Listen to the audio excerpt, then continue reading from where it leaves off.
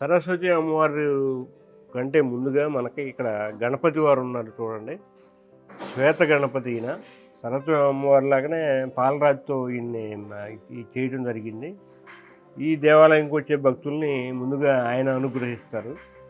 ఆ తర్వాత అక్కడ మన ఇప్పుడు మనం ఎప్పుడైనా సరే పూజ చేసేప్పుడు మంత్రాల్లో శుక్లాం వరదరం విష్ణుం శశివర్ణం చతుర్భుజం ప్రసన్నవదనం ధ్యాయే సర్వవిఘ్నోపశాంతయే అగజానన పద్మార్కం గజానన మహర్నిశం అనేకదంతం భక్తానం ఏకదంతం ఉపాస్మహే అని మంత్రంతో మొదలెడతాం.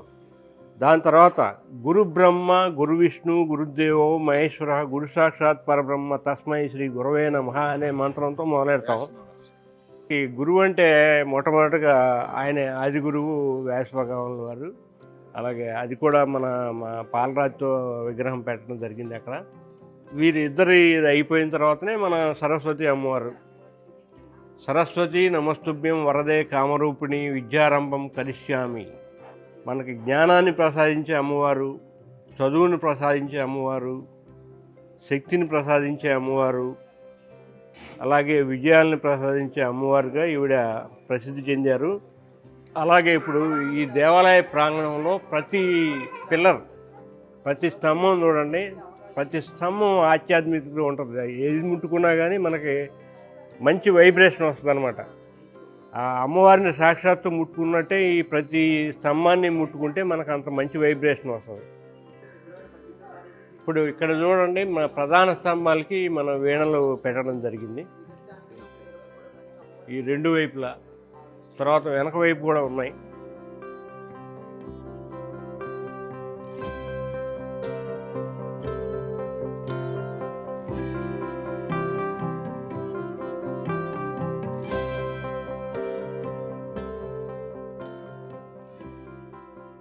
సరస్వతి అమ్మవారు వీణతో ఉంటారు కదా ఎప్పుడు, ఆ వీణలు ఇక్కడ పెట్టడం జరిగిందనమాట.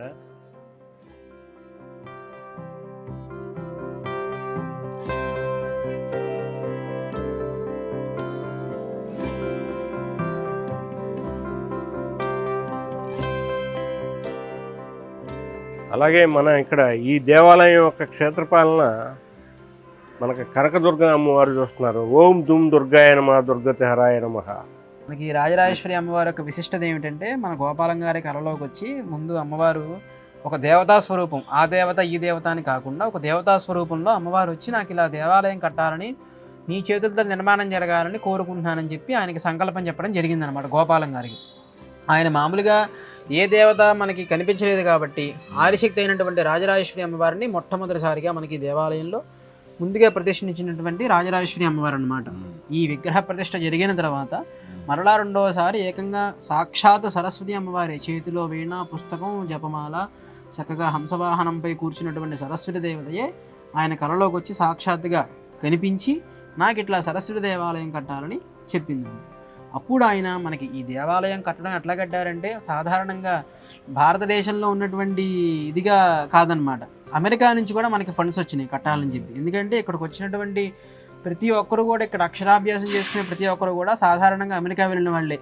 ఈ దేవాలయం కట్టినప్పుడు 2002లోనో ఆ సమయంలో ప్రతిష్టాపన జరిగింది. ప్రతిష్ఠించక ముందు నుంచే కూడా మనకి చాలా అక్షరాభ్యాసాలు జరిగినాయి. వందలాది సంఖ్యలో అక్షరాభ్యాసాలు జరిగినాయి మనకి ఇక్కడ దేవాలయంలో. ఈ అక్షరాభ్యాసం చేసుకునే వాళ్ళందరూ కూడా, అట్లాగే భక్తులు వచ్చిన ప్రతి భక్తులు కూడా ఇక్కడ అమ్మవారికి ఇట్లా అమెరికా వెళ్ళాలనో లేకపోతే తన కామ్య అమ్మవారికి చెప్పుకుంటే నెరవేరేది. ఆ నెరవేరినటువంటి సంతోషంలో తనకి స్తోమతను బట్టి అమ్మవారికి కానుక రూపంలో ధన రూపేణ కానీ వస్తు రూపేణ కానీ ఇచ్చి ఈ యొక్క దేవాలయం నిర్మించడం జరిగిందనమాట. అట్లా ఈ దేవాలయం నిర్మించబడింది. ఇప్పటికీ మనకి సుమారుగా 24 సంవత్సరాలు వార్షికోత్సవం పూర్తి చేసుకుంటుంది.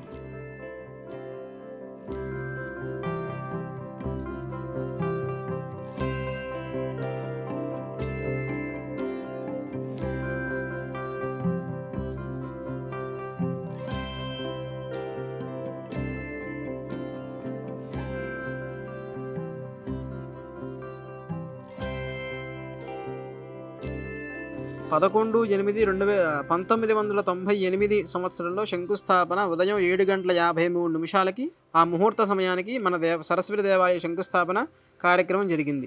తరువాత 15/3/2000 సంవత్సరంలో విమాన గోపురం ప్రతిష్ఠించడం జరిగింది. అంటే విమాన గోపురం అంటే అది శిఖరం అన్నమాట, అది విమాన గోపురం. తర్వాత దాదాపుగా మళ్ళా 10వ తారీఖు 3వ నెల 2003 సంవత్సరంలో శ్రీ సరస్వతి అమ్మవారి విగ్రహ ప్రతిష్టాపన ఉదయం 9:41 ప్రతిష్ఠించడం జరిగింది. దానికన్నా ముందు ధ్వజస్తంభ ప్రతిష్ఠ వచ్చేసి, అంటే ధ్వజస్తంభం అంటే అది ధ్వజస్తంభం వచ్చేసి 8:51 ప్రతిష్ఠించడం జరిగింది. తర్వాత 2006 సంవత్సరంలో ఉత్తర గోపురం అన్నమాట. 2006 సంవత్సరంలో ఉత్తర గోపురం ముందుగా నిర్మించడం జరిగింది. 2007 సంవత్సరంలో తూర్పు గోపురం నిర్మించడం జరిగింది.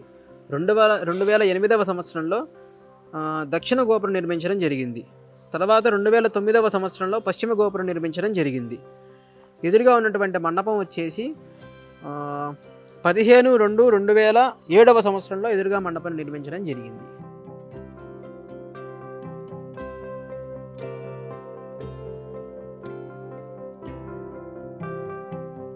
ఇప్పుడు మనకున్న దీని ప్రకారం, మనకున్న నాలెడ్జ్ ప్రకారం దేవాలయాల్లో మొక్కలు ఎందుకు నాటుతారంటే కాస్మిక్ ఎనర్జీని దేవాలయాల్లో లాక్ చేస్తాయి అవి. సో అందుకని ప్రతి దేవాలయంలోనూ మొక్కలు ఉండటం అనేది కంపల్సరీ అనమాట. ఇప్పుడు మనం ఇక్కడ చూస్తున్నాం, ఇది రావి చెట్టు అంటారు, సాక్షాత్తు శ్రీ మహావిష్ణువు స్వరూపం అంటారు, దాన్ని అశ్వత్థ వృక్షం అంటారు. తర్వాత బుద్ధుడికి జ్ఞానోదయం అయింది కూడా ఇలాగ రావి చెట్టు నుంచే, ఇలాగా రావి చెట్టు. తర్వాత ఇది బిల్వవృక్షం. బిల్వవృక్షం అంటే మీకు తెలుసు కదా, మనకి శివుడికి చాలా ఇష్టమైంది. ఇది లక్ష్మీ బిల్వం అంటారు. ఇక బిల్వంలో ఇంకా చాలా రకాలు ఉన్నాయి, ఇంకో 4 రకాలు ఉన్నాయి. అందులో ఒకటి ఏక బిల్వం కూడా తెచ్చిపెట్టాను, అప్పుడు ఎలా ఉందో తెలియదు నాకు, చూడాలి. తర్వాత ఇక్కడ చూడండి, ఇది పారిజాత వృక్షం అనమాట. సాక్షాత్తు శ్రీకృష్ణ భగవానుడు ఇంద్రుడితో పోరాడి సత్యభామాదేవి కోసం భూమికి తీసుకొచ్చారు. దీన్ని పారిజాతం అంటారు. నెక్స్ట్ ఇది సూర్య కదంబం అంటారు. మనకి కదంబాల్లో దాదాపుగా 7 రకాలు ఉన్నాయని తెలుసు, అంటే అన్ని గ్రహాలకి అన్ని అనమాట. ఇది సూర్య కదంబం. తర్వాత ఇది ఈ పక్కన ఉంది చంద్ర కదంబం అనమాట. వాస్తవంగా ఈ కదంబం ఏంటంటే విశిష్టత, అమ్మవారిని కదంబ వనవాసినిగా చెప్తారు. లలితా సహస్రనామంలో చెప్తారు, మహిషాసుర మర్దిని స్తోత్రంలో చెప్తారు. తర్వాత మనకి మణిద్వీప వర్ణంలో కూడా కదంబ వనాల ప్రస్తావన ఉంది. సో ఈ కదంబ వృక్షం ఎక్కడ ఉంటే అమ్మవారు అక్కడ నివాసం ఉంటుందని చెప్పి మన శాస్త్ర వచనం అనమాట. సో ఈ విధంగా ఇక్కడ 2 రకాల కదంబాలు మాత్రమే మనకు అందుబాటులో ఉన్నాయి. ఒకటి సూర్య కదంబం, ఇది చంద్ర కదంబం. అది సూర్య కదంబమే, ఇది చంద్ర కదంబమే. ఇది మామిడి చెట్టు, మనకి అన్ని శుభసూచకం అనమాట. మామిడి ఆకుల్లో దేవతల నిలయం అని చెప్పి మనం తోరణాల కింద మనం కడతాం. ప్రతిసారి ఏమైనా అయినప్పుడు, ఫంక్షన్స్ అయినప్పుడు వాటి అన్నిటి కడతా ఉంటాం. మనం వాకిలికి, గుమ్మాలకి, పండాలకి కడతా ఉంటాం. ఆ విధంగా ఇది మామిడి చెట్టు అనమాట. ఇది సూర్యకందము అనమాట. ఇది మనకి మా ఆంధ్రప్రదేశ్లో ఇక్కడ కాకుండా మన త్రిపురాంతకంలో మా బాలా త్రిపుర సుందరి దేవాలయంలో ఈ సూర్యకదంబాలు మనం చూడొచ్చు. అటువంటివి మళ్ళీ మనకి ఇక్కడ ఉన్నాయన్నమాట. ఆ గోపాలం గారు తీసుకొచ్చేసారు. అంటే అమ్మవారు నివాసం ఉండేది కదంబ వృక్షాల మీద కదా.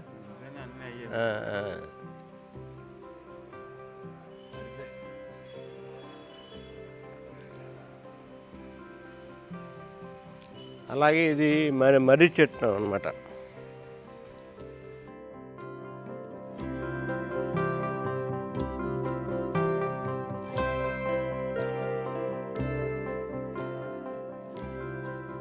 ఇది ఏకబిల్లం అంటారు దీన్ని. ఒకే దానిలో 3 ఉంటాయి అన్నమాట. మనకి చెప్తారు ఏకబిల్వం శివార్పణం అంటే, ఇది ఒకటి ఏకబిల్లం వచ్చి 1,00,000 త్రిదళ బిల్వాలతో సమానం అనమాట. సో ఆ మొక్క ఇక్కడ ఉంది.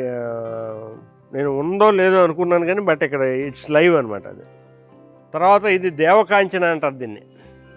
దేవకాంచన వృక్షం. పూలు ఈ విధంగా ఉంటాయి, చిన్న పూలు ఉన్నాయి, ఇంకా పూలకి రాలేదు.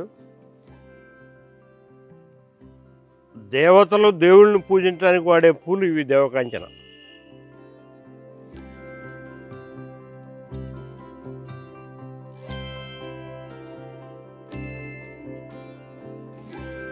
ఇది లక్ష్మీ తులసి అంటారు. లక్ష్మీ తులసి విశిష్టత మనకు తెలుసు కదా. ప్రతి యాక్చువల్గా మనకి దుష్టగ్రహాలు ఇవి లేకుండా ఆపుతుంది. నెక్స్ట్ ఈ ఆక్సిజన్ రిలీజ్ చేస్తుంది, కార్బన్ డైఆక్సైడ్ తీసుకొని ఆక్సిజన్ రిలీజ్ చేస్తుంది. తర్వాత రాత్రిపూట మామూలుగా మొక్కలన్నీ కూడా శ్వాసక్రియలో ఉంటాయి, అప్పుడు కార్బన్ డైఆక్సైడ్ రిలీజ్ చేస్తాయి. కానీ ఇది కూడా ఇప్పుడు రాత్రిపూట కూడా ఆక్సిజన్నే రిలీజ్ చేస్తుంది అనమాట. ఇది తులసి అంటే శుభసూచకం మనకి. తులసి తీర్థం ఎంత విశిష్టమైందో మనందరికీ తెలుసు. అలాగే దేవాలయంలో తులసి మాలను వేస్తారు. శ్రీ మహావిష్ణువుకి చాలా ఇష్టమైంది. అలాగా ఈ తులసి కోట అనేది ప్రతి ఇంట్లోనూ ఉండాలి, అలాగే దేవాలయంలోనూ ఉంటాయన్నమాట.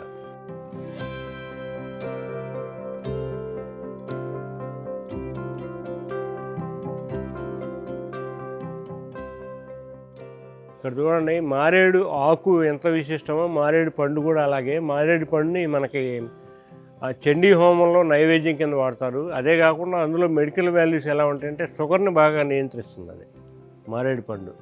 చండీ హోమంలో నైవేద్యం మన ఆహుతుల్లో ఒకటిలాగా వాడతారు దాన్ని. నెక్స్ట్ మనకి షుగర్ని కంట్రోల్ చేయడంలో మారేడు పళ్ళ గుజ్జు చాలా విశిష్టంగా ఉపయోగపడుతుంది.